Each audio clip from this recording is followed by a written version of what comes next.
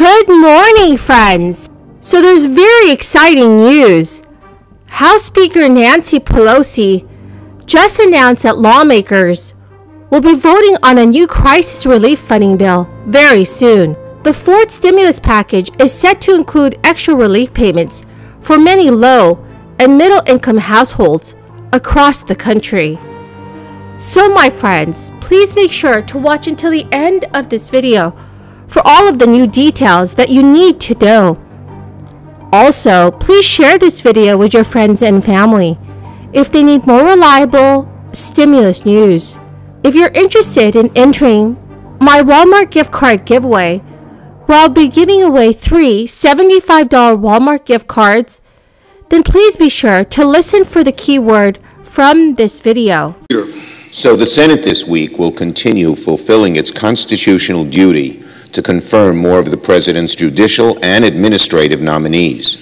Yesterday, I filed cloture on 12 additional nominees, setting up a busy rest of the week here on the floor.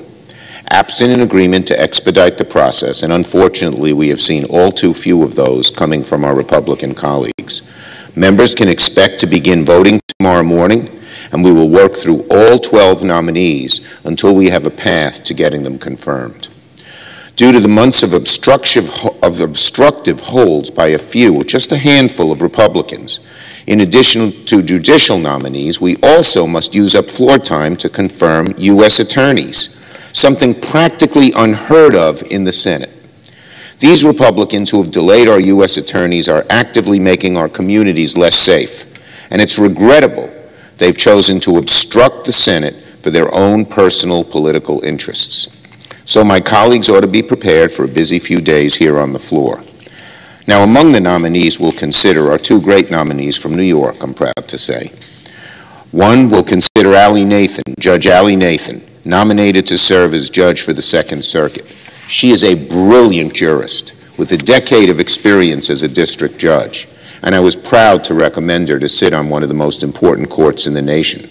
All right, friends, so House Speaker Nancy Pelosi has just told reporters that she wants to vote on at least part of the White House's request for funding to fight this crisis. This comes after the money was stripped from a funding bill last week.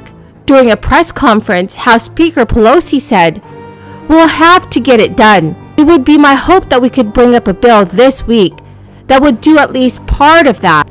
The government funding package passed last week would have had $15.6 billion to fight this crisis. It was not immediately clear how much funding would be in the part that Pelosi referred to, but about half of the total was paid for with offsets that drew objections from some House Democrats. Nancy Pelosi unfortunately ended up removing the funding from last week's package because of objections from some House Democrats that the money was paid for by rescinding a portion of the state aid from a previous relief package. Pelosi noted today that her disappointment with having to make that decision to allow the larger funding bill to pass. She told reporters, "States are getting billions of dollars. We're taking a small percentage. I am very disappointed, I have to say. This is the president's pivotal plan." So far, friends, Senate Republicans have insisted that the crisis funding bill be fully paid for, meaning any bill that the House passed that did not meet the standard would face difficulty passing through in the Senate. Pelosi also noted that she herself is a big pay-as-you-go person, and with Republicans insisting on spending offsets and a group of House Democrats objecting to them for about half of the funds, it is clear that Democrats might have to use a budget reconciliation process. The White House says that the crisis funds are urgently needed and that without more money, millions of Americans would slip into poverty very soon. So friends, do you think that passing a fourth stimulus package should be President Biden's top priority right now? Please leave your thoughts in the comment section below. So far, the Internal Revenue Service has issued more than 169 million payments in the third round of direct stimulus aid, with the $1,400 checks reaching most American households. But the good news, friends, is that many of our lawmakers and advocates are continuing to push for a fourth round of stimulus aid that would effectively send recurring payments until the end of this crisis. So far, the federal response to this economic crisis has paid out a total of $3,200 to eligible adults. Despite that financial assistance, millions of Americans remain in financial distress, and the recent surge in this crisis is still creating new economic headwinds. More than 1/4 of Americans have struggled to pay their household expenses in just the previous week, and this is all according to new data. The unemployment rate stands much higher than its pre-crisis level, and while businesses are hiring, there are still about 2 million fewer people on payroll than before the crisis, and for many people, stimulus aid needs to be passed in order for them to stay afloat. Some lawmakers have picked up the idea of recurring payments. There are now 21 senators, all who are Democrats, that have signed a letter to President Biden in support of recurring stimulus payments, pointing out at the time that the past 3 rounds of relief have already been used. Over 3 million people have also signed a Change.org petition that started last year, and it calls on lawmakers to pass legislation for recurring $2,000 monthly payments. So friends, do you support the petitions that are requesting for additional financial aid?